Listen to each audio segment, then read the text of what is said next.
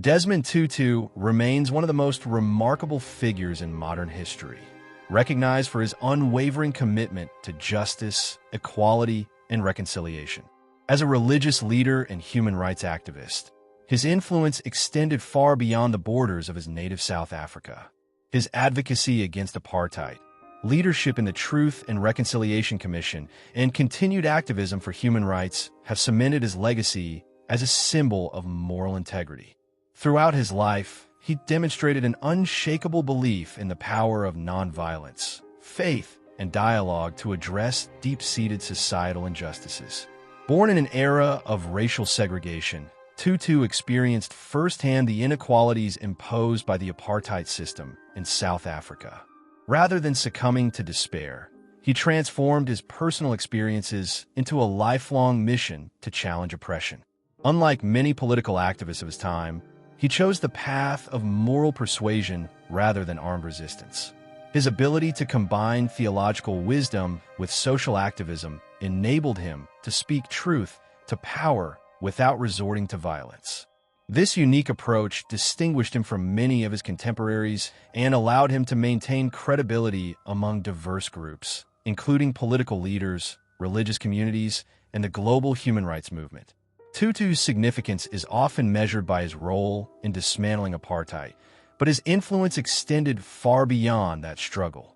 His advocacy encompassed a wide range of social justice issues, including poverty, HIV/AIDS awareness, LGBTQ+ rights, and climate change. He believed that injustice in any form, anywhere in the world, required immediate and unwavering resistance. His moral compass was not limited to South Africa. Rather, he used his platform to speak on global injustices, challenging powerful institutions and governments whenever he deemed it necessary. One of the most compelling aspects of Tutu's activism was his ability to inspire hope, even in the darkest times. During the height of apartheid, when the South African government cracked down on dissent with brutality, he remained steadfast in his calls for peaceful resistance. He offered reassurance to oppressed communities that justice was not only possible, but inevitable. His infectious laughter and joyful personality, despite the severity of his mission, became a symbol of resilience. He understood that hope was not just an abstract ideal, but a necessary force for sustaining movements of change. In addition to his activism, Tutu was a theologian and deeply spiritual leader. His faith was the foundation of his beliefs in justice and reconciliation. He viewed the struggle against apartheid not just as a political fight, but as a moral and spiritual battle against evil. He often invoked religious principles to highlight the immorality of racial segregation, making it clear that apartheid was not only a violation of human rights, but also a fundamental offense against the values of Christianity. His sermons and speeches were filled with references to faith as a tool for liberation, which strengthened his credibility among both religious and secular audiences. Tutu's impact was not confined to political resistance. He also played a crucial role in shaping the post-apartheid era of South Africa. As chair of the Truth and Reconciliation Commission, TRC, he advocated for a process of healing rather than revenge. The commission provided a space for victims and perpetrators to share their experiences, seeking truth and accountability. This was a radical approach at the time, as many feared that the end of apartheid would lead to violent retaliation. Tutu believed that forgiveness, though difficult, was essential for national unity. His work with the TRC became a model for other countries struggling with post-conflict reconciliation. Despite his achievements, Tutu was not without controversy. His outspoken nature often put him at odds with political leaders, both during and after apartheid. He criticized not only the apartheid government, but also the ruling African National Congress, ANC, after South Africa's transition to democracy. He was deeply disappointed by the corruption and mismanagement that plagued the country's leadership in later years. His ability to challenge injustice, regardless of who was in power, demonstrated his commitment to principles over politics. Tutu's legacy is one of courage, faith, and compassion. His life's work serves as a testament to the power of moral leadership in effecting change. Unlike many historical figures who are confined to a specific political struggle, his influence transcends generations and continues to inspire activists around the world. He showed that leadership is not about dominance or coercion, but about serving others with humility and conviction. His vision of a rainbow nation, where people of all backgrounds could coexist in harmony, remains an aspirational goal for South Africa and the world at large. Today, as societies across the globe grapple with inequality, racial tensions, and political divisions, Tutu's philosophy remains profoundly relevant. His unwavering belief in reconciliation over revenge offers a blueprint for addressing contemporary conflicts. His emphasis on dialogue, compassion, and truth as tools for healing reminds humanity that sustainable peace cannot be achieved through force alone. His teachings continue to guide efforts toward justice, particularly in societies transitioning from oppressive regimes to democratic governance. Desmond Tutu was born on October 7, 1931, in Klerksdorp, a small town in the Transvaal province of South Africa. His birth came during a time of profound racial segregation and systemic discrimination, long before the official implementation of apartheid in 1948. As a child, he witnessed firsthand the harsh realities of racial inequality, which shaped his perspective on justice from an early age. Though his family was not wealthy, they were close-knit and deeply rooted in Christian faith, which would later become a guiding force in Tutu's life. Tutu's father, Zachariah Tutu, was a schoolteacher, a profession that held significant respect in Black communities at the time. His mother, Aletta Tutu, worked as a domestic laborer, a common occupation for Black South African women under the oppressive socioeconomic conditions of the era. Despite their modest means, his parents instilled in him a strong sense of discipline, resilience, and moral integrity. His father's profession also emphasized the importance of education, and young Desmond developed a love for learning that would follow him throughout his life. Growing up, Tutu's childhood was marked by both joyful moments and encounters with the realities of racial injustice. He often recalled an early memory that profoundly influenced him, an interaction with Trevor Huddleston, a white Anglican priest known for his opposition to apartheid.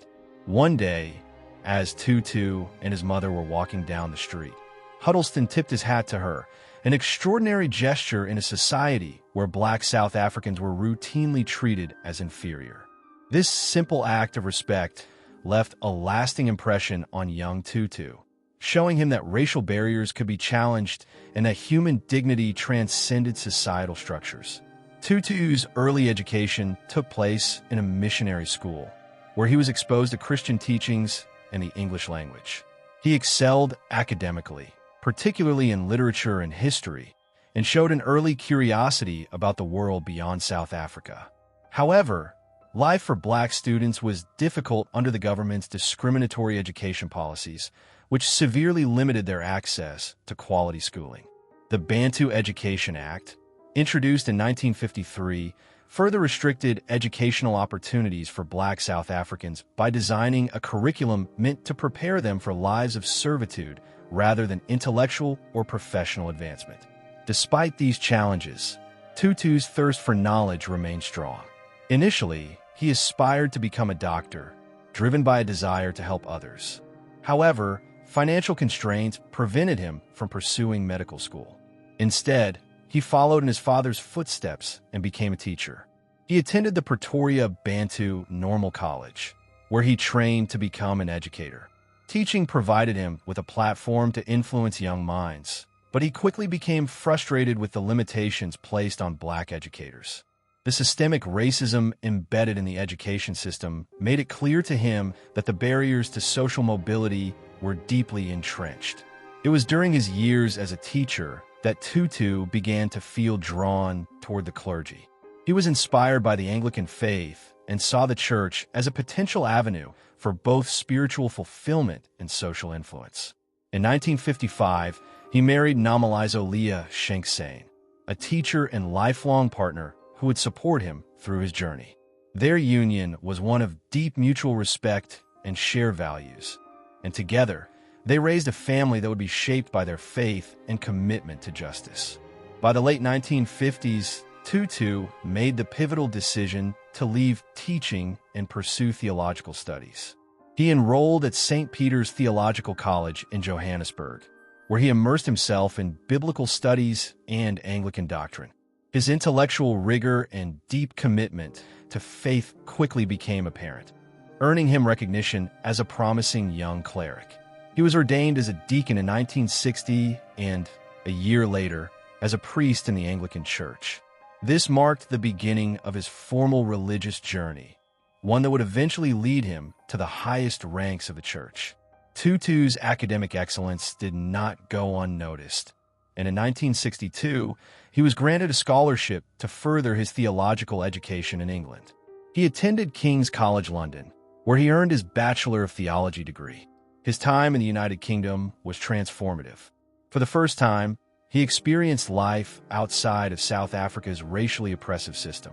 Although racial discrimination still existed in Britain, it was not as institutionalized as apartheid, and Tutu found himself engaging in intellectual debates about theology, human rights, and justice with people from different backgrounds.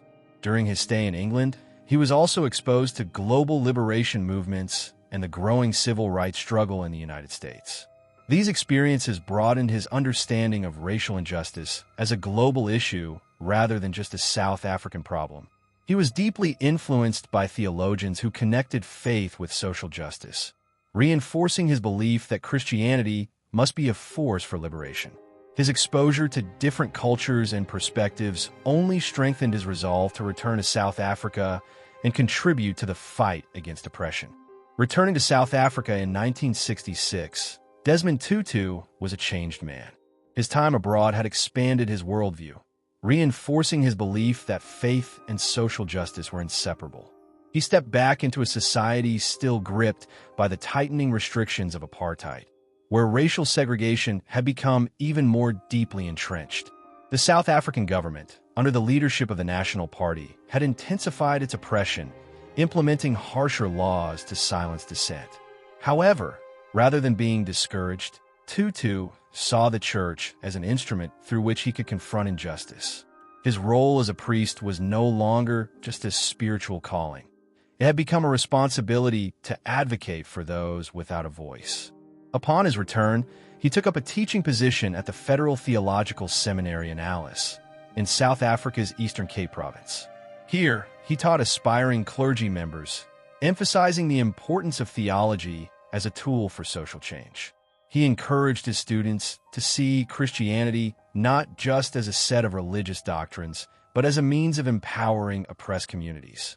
He argued that the gospel's message of love and justice stood in direct opposition to the racial hierarchy imposed by apartheid.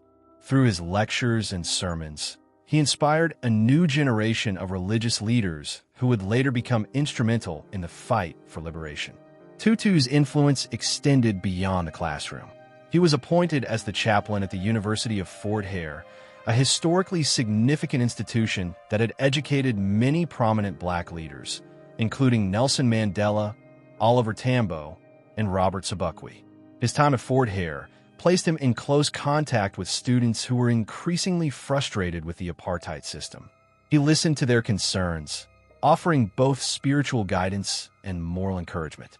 While he did not advocate for violent resistance, he understood their anger and believed that their fight for equality was justified.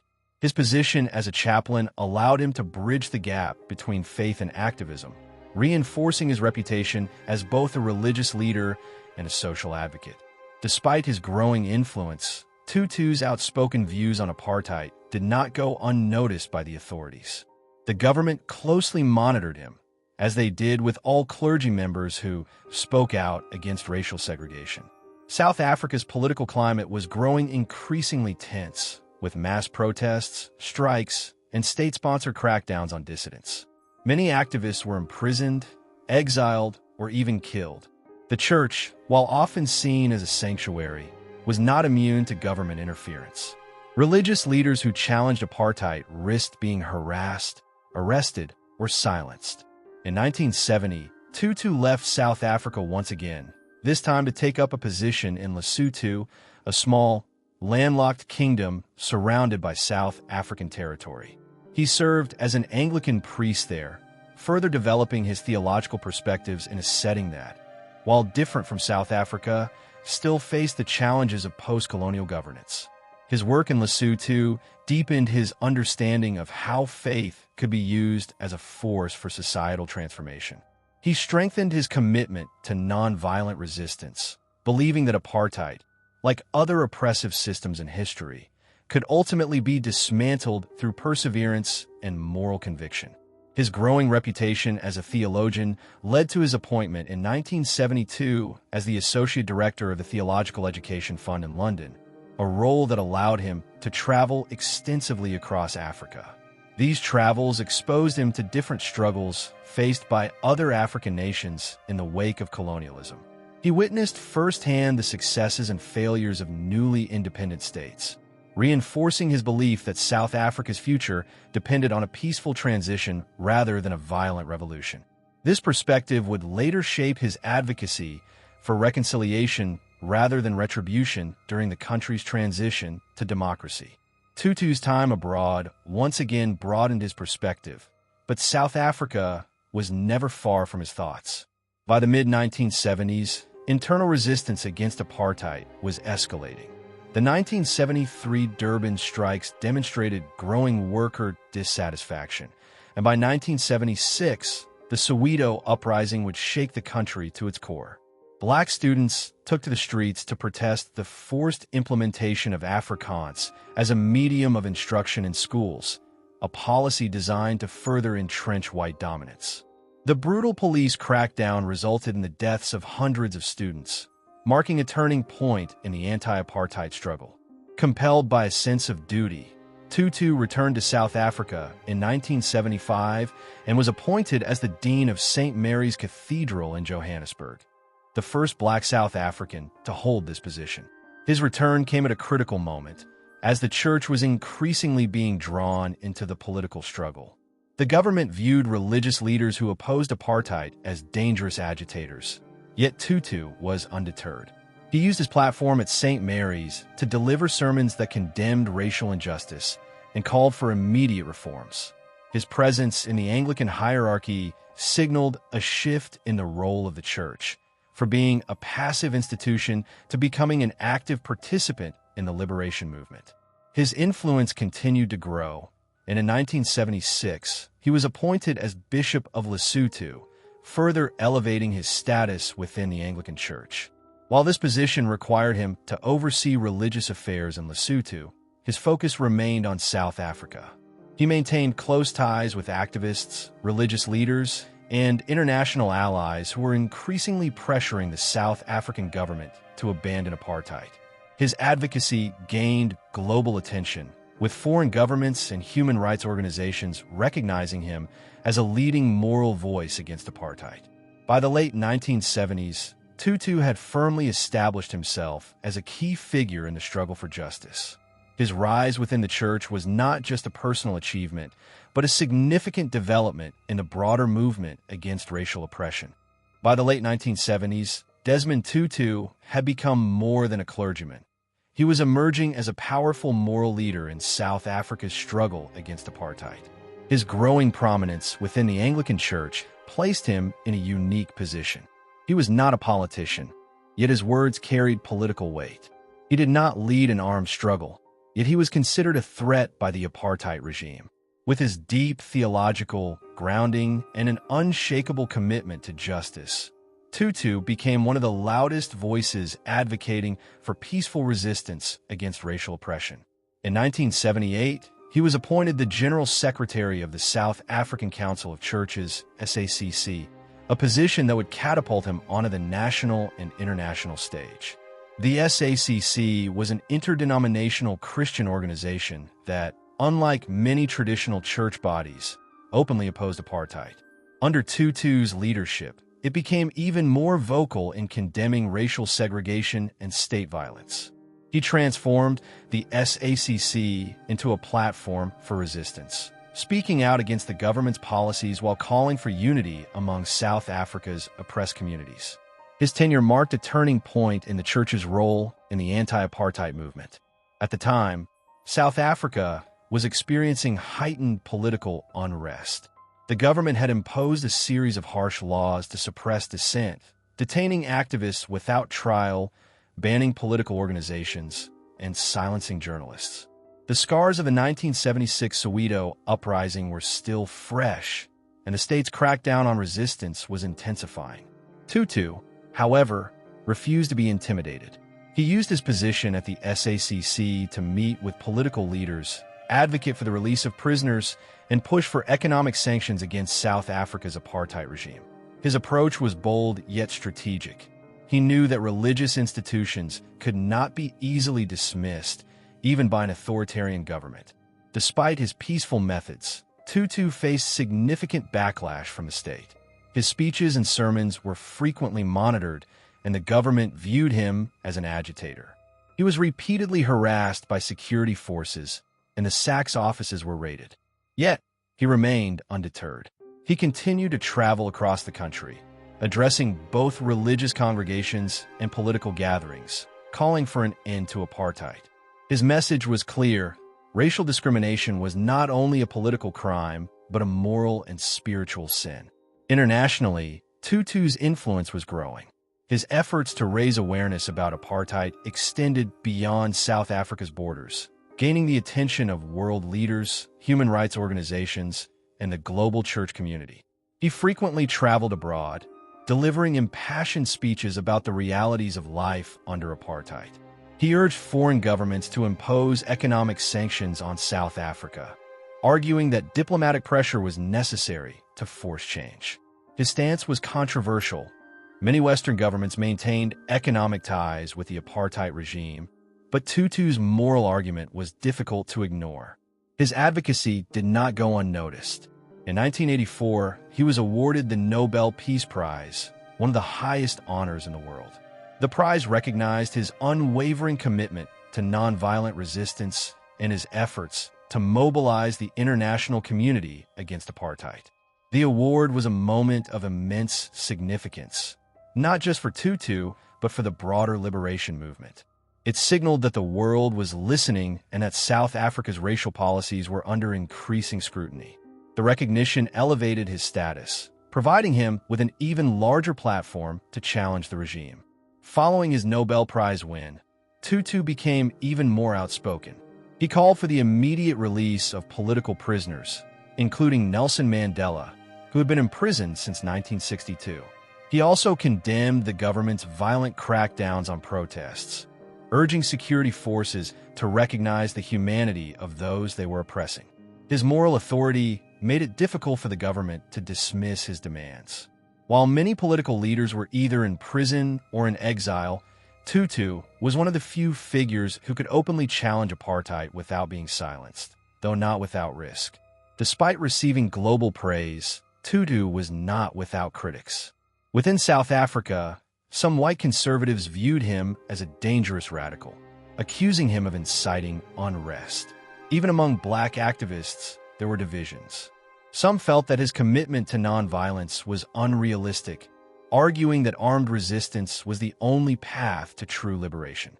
Others believed that his calls for reconciliation were premature, given the brutality of the apartheid regime. Tutu, however, remained steadfast in his belief that justice had to be achieved through moral means. He argued that violence would only perpetuate cycles of hatred, and that South Africa's future depended on forgiveness as much as it did on justice. In 1986, Tutu reached another milestone when he was appointed the Archbishop of Cape Town, making him the first black person to hold the highest position in the Anglican Church of Southern Africa. This appointment was deeply symbolic. It shattered racial barriers within the church and reinforced his position as a leader of both faith and political resistance. As Archbishop, he continued to use his influence to call for change, urging the government to end apartheid and advocating for a democratic South Africa where all citizens could live with dignity. By the late 1980s, South Africa was on the brink of transformation. International sanctions were taking a toll on the economy. Internal resistance was growing, and the apartheid government was losing control.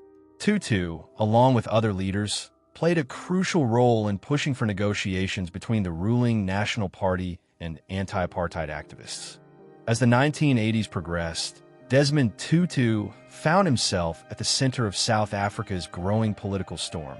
The apartheid regime, under increasing domestic and international pressure, responded with even harsher measures to suppress resistance.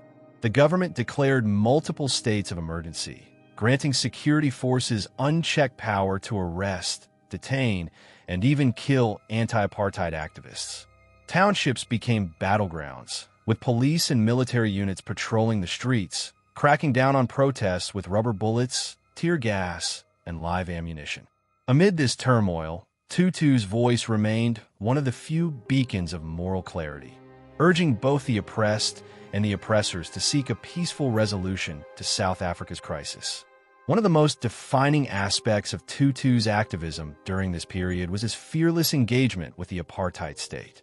Unlike many other leaders who operated from exile or underground movements, Tutu stood in the open, defying the regime from the pulpit, in public forums, and even in direct confrontations with government officials. He called out the government's hypocrisy, condemning its claims of maintaining law and order while perpetrating systemic violence. His ability to speak truth to power made him a target, but it also made him one of the most respected figures in the struggle. Tutu's role extended beyond speeches and sermons. He was actively involved in mediating conflicts between protesters and security forces. He frequently walked into the middle of violent confrontations, urging demonstrators to remain peaceful while pleading with the police to exercise restraint. He understood that the cycle of violence could escalate beyond control, and he was determined to prevent South Africa from descending into a full-scale civil war. His presence at protests often saved lives, as even the most hardened police officers hesitated to attack a man of his stature. As the anti-apartheid movement gained momentum, Tutu increasingly turned to international advocacy to pressure the South African government. He continued his global campaign, speaking at the United Nations, addressing the U.S. Congress, and meeting with world leaders. He argued that economic sanctions and diplomatic isolation were necessary to force the apartheid regime to the negotiating table. His calls for boycotts and disinvestment gained traction, leading to widespread economic sanctions that severely weakened South Africa's economy. Major corporations withdrew from the country, and international banks cut ties, exacerbating the financial crisis that was already gripping the nation. Despite these pressures, the apartheid government remained defiant, clinging to power through brutal repression. Thousands of activists were arrested, including leaders of the United Democratic Front, UDF, a broad coalition of anti-apartheid organizations. The government security forces also deployed death squads, targeting activists for assassination. During this time, Tutu attended countless funerals, offering comfort to grieving families while using the platform to condemn state violence. His ability to blend pastoral care with political activism made him a formidable force, reminding both the government and the world that apartheid's days were numbered. Tutu's advocacy for nonviolence was severely tested during the late 1980s when the struggle turned more militant. Many young activists, disillusioned by the lack of progress, took up arms against the state, engaging in sabotage and violent confrontations with security forces. While Tutu understood their anger, he continued to plead for peaceful resistance. His message was not always well received. Some activists accused him of being naive, arguing that the apartheid regime would never voluntarily relinquish power. Yet, Tutu remained steadfast, warning that a violent revolution would only lead to further bloodshed and division. In 1989, a significant shift occurred. The apartheid government, recognizing that the system was no longer sustainable, began to show signs of willingness to negotiate. The election of F.W. de Klerk as president marked the beginning of a political transformation. Unlike his predecessors, de Klerk acknowledged that apartheid had to end. In a historic move, he lifted the ban on the African National Congress, ANC, and other anti-apartheid organizations, paving the way for negotiations. Tutu welcomed these developments, but remained cautious, knowing that real change required more than symbolic gestures. When Nelson Mandela was finally released from prison on February 11th, 1990, Tutu was among the first to embrace him. The moment was historic. After 27 years of imprisonment, Mandela walked free, signaling a new era for South Africa. Tutu played a key role in organizing Mandela's first public appearance, where the world watched as the man who would become South Africa's first black president addressed the nation. Tutu's joy was evident. He saw Mandela's release not just as a personal victory, but as a triumph for justice, faith, and resilience. As negotiations between the government and anti-apartheid leaders began, Tutu continued to advocate for a peaceful transition. He urged both sides to approach the discussions with humility and a commitment to reconciliation. He warned against vengeance, emphasizing that South Africa's future depended on forgiveness and unity. His vision was clear. The country needed to dismantle apartheid not just legally, but also emotionally and spiritually. He knew that the wounds of oppression ran deep, and healing would require a conscious effort from all citizens. By the early 1990s, South Africa stood at the edge of transformation. The apartheid government had lost its grip, and the process of building a new, democratic nation was underway. Tutu's role in this transition was invaluable.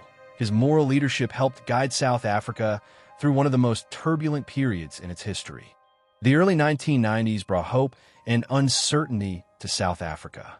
As apartheid began to fall, the world watched in anticipation. Nelson Mandela's release was a historic victory, but South Africa still had to navigate the complexities of transitioning from a racially divided society to one of equality, justice, and healing. For Desmond Tutu, this was the next stage of the struggle, a new kind of challenge that would require him to use his moral leadership in ways he had never imagined. As the first democratically elected president, Mandela called for a process of national reconciliation, one that would address the crimes of apartheid, while also ensuring that the country would not fall into revenge or retaliation. The creation of the Truth and Reconciliation Commission, TRC, would become the cornerstone of this process, and Tutu was appointed to chair it. The TRC was a groundbreaking initiative. Its goal was to investigate the human rights violations committed by both the apartheid government and anti-apartheid resistance groups during the decades of political violence. What made the TRC unique was its focus on restorative justice rather than retributive justice. The commission did not seek to punish perpetrators of human rights violations. Instead, it offered them an opportunity to confess their crimes and seek amnesty in exchange for full disclosure. The aim was to allow South Africans to confront the painful past, acknowledge the wrongs committed, and ultimately move forward as a unified nation. Tutu, ever the moral voice, took on this task with a deep sense of duty. He knew that the process would not be easy. The wounds of apartheid were still fresh, and many victims of state violence, along with their families, were scarred by the brutality they had experienced. On the other side, many former government officials and security forces feared the consequences of their actions being exposed to the world. Yet, Tutu believed that confronting the past was crucial for healing. As he would often say, "We can never forgive if we don't confront the truth first." The TRC began its work in 1996, and Tutu's leadership was immediately tested. The process was emotionally charged, as it brought victims and perpetrators into direct contact for the first time. The hearings were often gut-wrenching, as survivors of violence shared their stories of torture, loss, and suffering. Mothers, fathers, sons, and daughters recounted the devastating impact of apartheid's systematic cruelty. In many cases, perpetrators sat face-to-face with the people whose lives they had destroyed. These encounters were raw, often difficult to watch. Yet Tutu insisted that the truth must be told. He believed that for true healing to take place, the nation had to face the darkness of its past head-on, no matter how painful it was. Tutu's role as chair of the commission was not just administrative. It was deeply personal. He listened intently to the testimonies of victims, often offering comfort and solace in the midst of unbearable pain. As a man of faith, he understood the importance of empathy, of being present for those who suffered. He became a guiding figure for those who had been wounded by the system, providing them with a platform to share their experiences. But he was also a voice of compassion for those who had committed atrocities. His approach was not one of judgment, but one of understanding, rooted in his belief that people, even those who had inflicted harm, were capable of redemption. However, the TRC was not without its critics. Many believed that the process was too lenient, arguing that offering amnesty to perpetrators who confessed their crimes was a form of impunity. They questioned whether the nation was truly prepared to forgive those who had caused so much suffering. On the other hand, some were disappointed that the TRC was not more aggressive in prosecuting those responsible for atrocities. Despite these challenges, Tutu remained unwavering in his commitment to restorative justice. He argued that the purpose of the TRC was not to seek vengeance, but to build a foundation for a peaceful future. For South Africa to move forward, the truth had to be acknowledged and forgiveness had to be extended. In his speeches, Tutu often spoke of the importance of forgiveness, not just as a religious principle, but as a necessary part of the healing process. He emphasized that forgiveness did not mean forgetting the past or excusing the actions of wrongdoers. Rather, it was about freeing oneself from the chains of anger and resentment that could perpetuate cycles of violence. He reminded the people of South Africa that they had a choice. They could continue to live in the shadows of hatred and division, or they could choose the light of reconciliation and unity. His message resonated deeply, not just within South Africa, but around the world. As the TRC hearings continued, Tutu's role expanded. He became a global symbol of reconciliation, regularly meeting with world leaders, urging them to support the process and promoting South Africa's efforts to heal. His calm demeanor, despite the intensity of the hearings, helped to maintain the integrity of the commission. He made it clear that the TRC was about creating a culture of truth-telling, not about revenge or retribution. Through his leadership, the TRC sought to build bridges between communities that had been torn apart by years of hatred and mistrust. By the time the TRC completed its work in 2003, over 22,000 personal accounts had been heard. Thousands of individuals had confessed their crimes in exchange for amnesty, and a comprehensive report documenting the violations committed during apartheid had been compiled. The Commission had provided South Africa with an opportunity to reckon with its history, though the process of healing was far from complete. The TRC had exposed the depths of apartheid's cruelty, but it also offered a vision of a future where justice, not vengeance, could guide the nation's path. Tutu's leadership of the TRC earned him international recognition, yet it also marked a personal crossroads in his life. The emotional toll of hearing so many stories of suffering left a mark on him. However, it also deepened his faith in the possibility of redemption and the importance of compassion. He had often spoken of the necessity of creating a rainbow nation, where all South Africans, regardless of race, could live together in peace. Through his work with the TRC, he helped lay the groundwork for that vision to become a reality. South Africa was not a perfect country, and its wounds would take time to heal, but Tutu had given the people the tools to begin that journey. In many ways, his work with the TRC defined the final chapter of his legacy as a leader, one who, in the face of overwhelming pain, chose the path of forgiveness and hope. As South Africa began its arduous journey toward healing and reconciliation, Desmond Tutu's influence and role continued to expand far beyond his homeland. While the Truth and Reconciliation Commission was one of his most significant contributions to his country's transformation, Tutu's activism didn't end with apartheid's formal demise. The late 1990s and early 2000s saw Tutu advocating for global human rights and justice with the same intensity he had shown against apartheid. As a man deeply committed to social justice, Tutu dedicated himself to fighting inequality and oppression wherever they were found, always insisting that the principles of peace and reconciliation that had defined his leadership in South Africa should be extended to the world. One of Tutu's key focuses in this global period was the issue of human rights.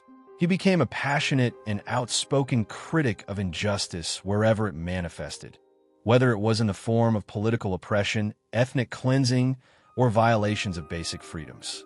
In his speeches, Tutu consistently advocated for the rights of marginalized people across the globe, using his stature as a Nobel laureate and spiritual leader to draw attention to atrocities. He was not content to remain silent on issues of injustice outside of South Africa, believing that his fight for freedom and human dignity must transcend borders.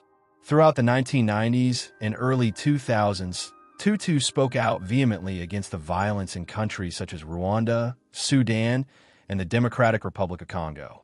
He was particularly vocal during the Rwandan genocide of 1994, which claimed the lives of an estimated 800,000 people. Tutu expressed his outrage at the world's slow response to the massacre, urging the international community to act and prevent such horrors from happening again. He used his position on the global stage to demand accountability for those responsible for crimes against humanity and to call for the restoration of dignity for those who had been affected. Tutu also became a fierce advocate for peace in the Middle East.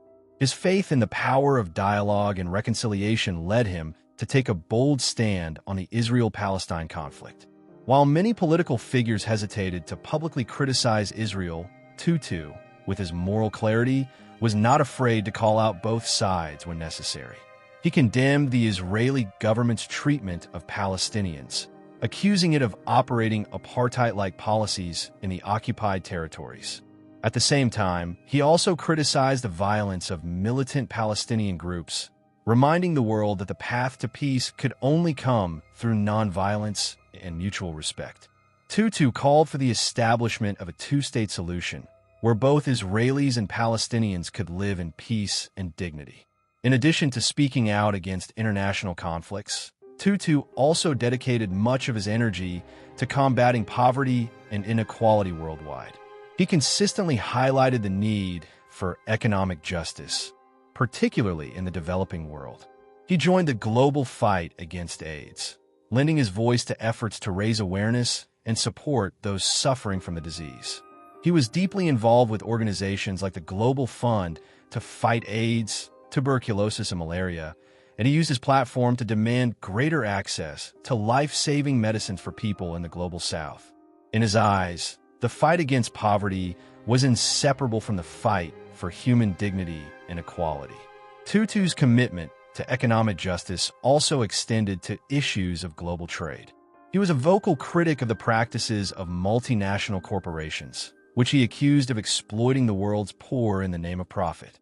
Tutu regularly called for debt relief for developing nations, understanding that the cycle of debt was one of the greatest barriers to poverty alleviation. He called for reform in international financial institutions like the World Bank and the International Monetary Fund, arguing that the current global economic system often kept poorer nations trapped in a cycle of dependency and inequality. Despite his global reach and activism, Tutu remained firmly rooted in his Christian faith. His belief in the power of forgiveness, reconciliation, and love continued to guide his work, and he often drew upon the teachings of Christ to frame his calls for justice. He saw the struggle for social justice not only as a political issue, but as a deeply spiritual one that was rooted in the values of compassion, forgiveness, and respect for the sanctity of human life. Tutu's faith shaped his worldview, and he often spoke of the importance of seeing all people as equal in the eyes of God, regardless of race, nationality, or religion. In 2004, Tutu's advocacy for global justice took on a new dimension when he became a founding member of the Elders, an international organization of former political leaders, human rights activists, and peace builders. The Elders was created by former United Nations Secretary-General Kofi Annan, Nelson Mandela, and other prominent figures with the aim of addressing some of the world's most pressing issues, from conflict resolution to climate change. Tutu's role in the Elders allowed him to continue to work toward global peace and reconciliation, bringing together influential leaders to tackle issues ranging from gender equality to the protection of human rights. As a member of the Elders, Tutu played an instrumental role in mediating conflicts and advocating for justice. He participated in peace negotiations in Sudan, called for the end of the genocide in Darfur, and worked to end the violence in the Democratic Republic of Congo. He also continued to raise his voice in support of the rights of women and children, advocating for their protection in conflict zones. Tutu's involvement with the elders gave him a platform to continue his work as a global statesman, pushing for peace, justice, and human dignity wherever he could. Throughout his advocacy, Tutu never hesitated to challenge the status quo. Whether he was confronting the apartheid regime in South Africa or taking on the global powers that perpetuated inequality, his unwavering commitment to justice remained the cornerstone of his activism. As the 21st century unfolded, Tutu's voice was more necessary than ever, reminding the world that the struggle for peace and human dignity was ongoing. His work not only transformed South Africa, but also left a lasting impact on the global landscape, inspiring countless individuals and organizations to join the fight for justice. Tutu's global advocacy was not only about confronting injustice, it was about offering solutions. He believed in the power of people to change the world, and his work showed that change was possible through collective action, compassion, and a shared commitment to the common good. As Desmond Tutu entered his later years, the world saw him not only as a public figure, but as a deeply spiritual man whose commitment to his faith continued to shape his worldview. Having lived through some of the darkest moments of South Africa's history, Tutu's reflections on his life became a source of inspiration for many who sought wisdom in the pursuit of justice and peace. By the early 2000s, as he transitioned from active activism to more reflective roles, he increasingly took time to reflect on his journey, from the man who stood against apartheid to the revered global figure he had become. These reflections were often shared in interviews, speeches, and his written works, where Tutu grappled with both the triumphs and the challenges that defined his life. Tutu's faith remained the cornerstone of his identity, and he often reflected on the ways in which his religious convictions had guided him throughout his life. He was not just an activist or a politician, but a bishop who viewed his work through the lens of Christian teaching. His commitment to the teachings of Jesus, particularly his messages of forgiveness, love, and reconciliation, remained a thread that connected his activism to his spirituality. Tutu often spoke about the role of the church in social justice, arguing that religion could and should be a force for liberation, especially for the oppressed. His own example demonstrated that faith was not a passive or quiet pursuit. It demanded action and engagement with the world. Despite the intensity of his activism, Tutu never lost sight of the spiritual practices that sustained him. His personal prayer life, which included daily devotionals, regular reflection, and scripture reading, provided him with strength in the face of overwhelming challenges. In moments of despair, whether during the most violent years of apartheid or in the aftermath of personal loss, Tutu found solace in his relationship with God. His spirituality was not one of escape from the world's suffering, but a call to be an active participant in its transformation. Through his service, Tutu believed he was living out his spiritual calling, a calling to create a just, peaceful, and compassionate world. As Tutu aged, he also began to reflect on the sacrifices he had made throughout his life. His work as a priest, bishop, and archbishop had demanded much, requiring him to constantly be in the public eye, advocating for change. The fight against apartheid had taken a toll on his health, his relationships, and his peace of mind. He had experienced the pain of losing friends, being separated from his family during times of unrest, and enduring threats against his life. However, Tutu was resolute in his belief that the sacrifice was necessary. In his later years, he often spoke of his sense of fulfillment, knowing that he had lived a life of purpose, dedicated to the pursuit of justice, equality, and reconciliation. One area where Tutu's reflections were particularly poignant was in the context of forgiveness. As the years passed, and as South Africa moved further into the post-apartheid era, Tutu became increasingly aware of the necessity of forgiveness. not just for the perpetrators of injustice, but for the victims as well. In his many speeches and interviews, Tutu spoke about how forgiveness, though difficult, was essential for healing.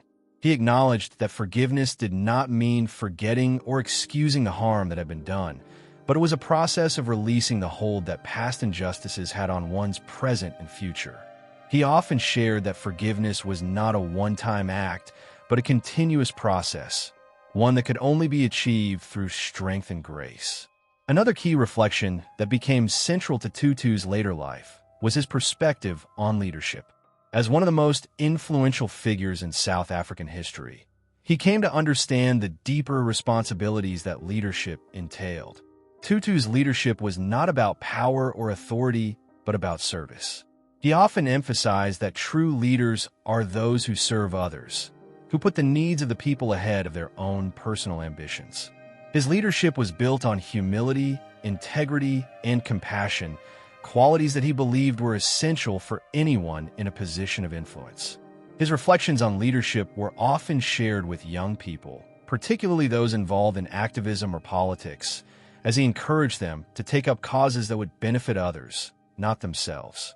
In his later years, Tutu also began to acknowledge the limitations of his own efforts.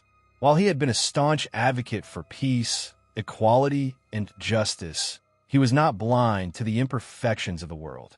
Tutu expressed a deep understanding that true justice and peace could not be achieved overnight, and that the road to equality would always be fraught with challenges.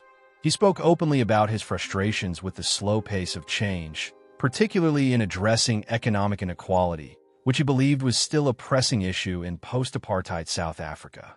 He remained deeply critical of the ongoing poverty and social divisions that persisted in the country, despite the dismantling of apartheid's legal framework. Tutu's reflections on the state of the world were not just focused on South Africa, but extended to the broader international community. He became an increasingly vocal critic of global institutions, arguing that many were not doing enough to address systemic injustice and inequality. He was particularly outspoken about the failures of powerful nations to act on climate change, the persistence of global poverty, and the lack of action to end conflicts in places like the Middle East and Africa. His belief in global justice was unwavering, and he continued to call for greater responsibility from world leaders, emphasizing that they were accountable not just to their own nations, but to humanity as a whole. Yet, even as he critiqued the world, Tutu remained hopeful. His reflections were always grounded in the belief that change was possible. He continued to speak of his dream of a rainbow nation, where South Africans, regardless of race or background, would live together in peace and mutual respect.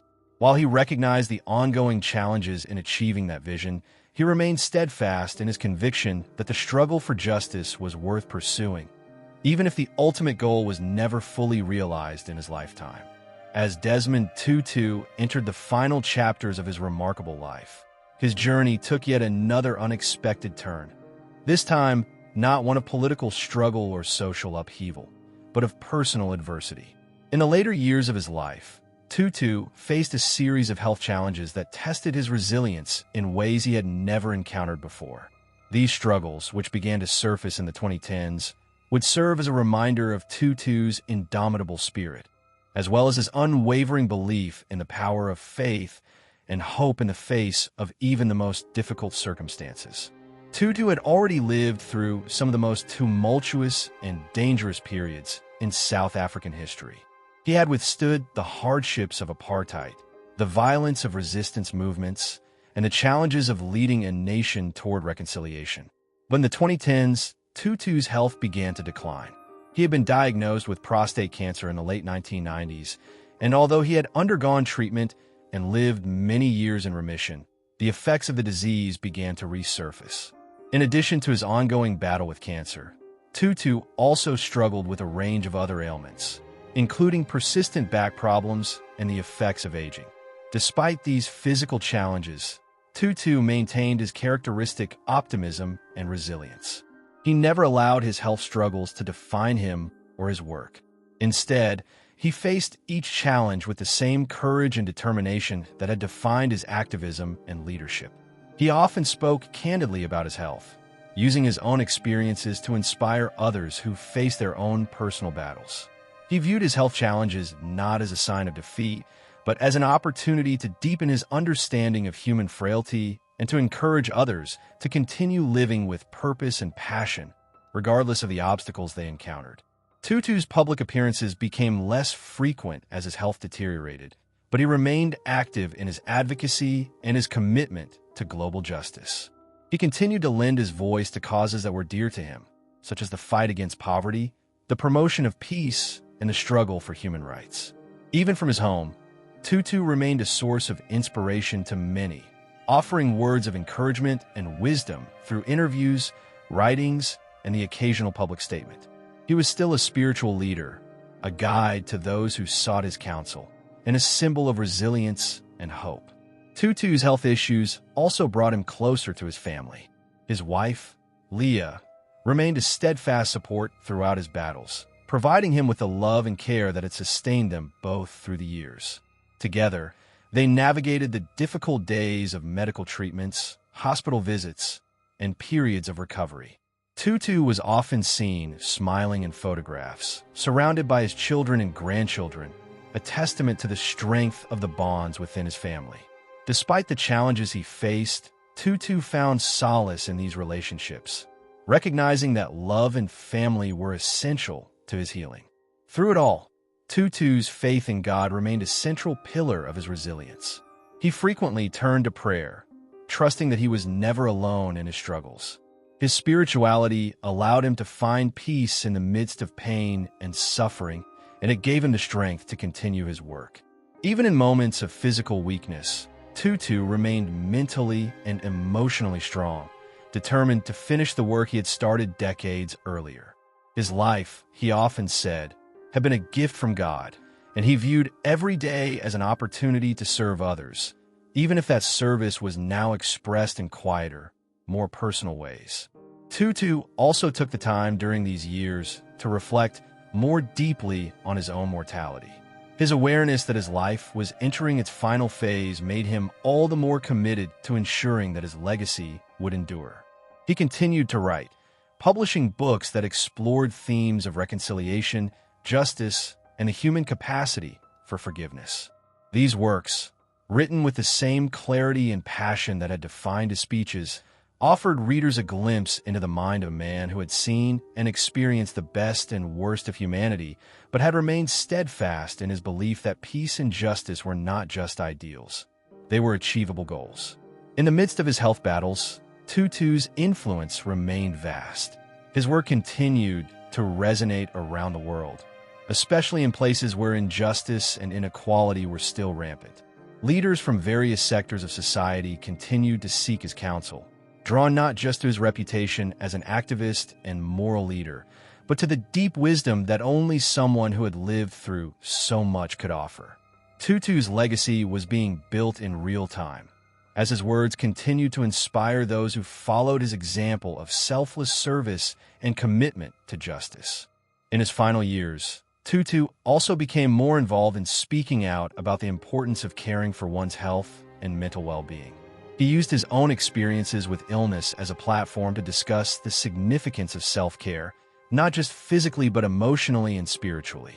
Tutu's message was clear. The fight for justice must include an internal fight for balance, peace, and well-being. His advocacy for mental health became a key part of his final public work, as he recognized that the stress of modern life, especially for activists and those fighting for justice, could often take a heavy toll on the individual. Despite the inevitable decline in his health, Tutu never lost his sharp wit or his sense of humor. He would often make light of his situation, cracking jokes about his ailments or playfully referring to himself as the archbishop who would never die. His humor, combined with his wisdom, made him an even more beloved figure, someone who could speak the truth with compassion and always find a way to bring lightness to even the heaviest of conversations. His ability to laugh in the face of adversity became one of the hallmarks of his character, reminding the world that even in the darkest times, joy and laughter were still within reach. Desmond Tutu's health struggles were a testament to his resilience and to the extraordinary strength that he had cultivated over a lifetime of facing adversity. He demonstrated that while physical challenges may slow us down, they need not define us. As the sun began to set on Desmond Tutu's life, the world paused to reflect on the immeasurable impact this extraordinary man had left behind. His passing on December 26, 2021, was a profound moment, one that caused a collective mourning not only in South Africa, but across the globe.